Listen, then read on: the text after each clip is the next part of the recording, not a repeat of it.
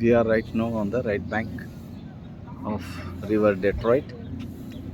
It is the river walk portion. The tall buildings shown here or seen here are that of Ford buildings, old Ford buildings. And now the parking is also there, and it's the bridge connecting US with Canada. And the other side of the river is Windsor in Canada. The waters are pure blue in color, you can see. They are connecting to Huron Lake. That's why the waters are so pure. We are ready from Riverwalk area of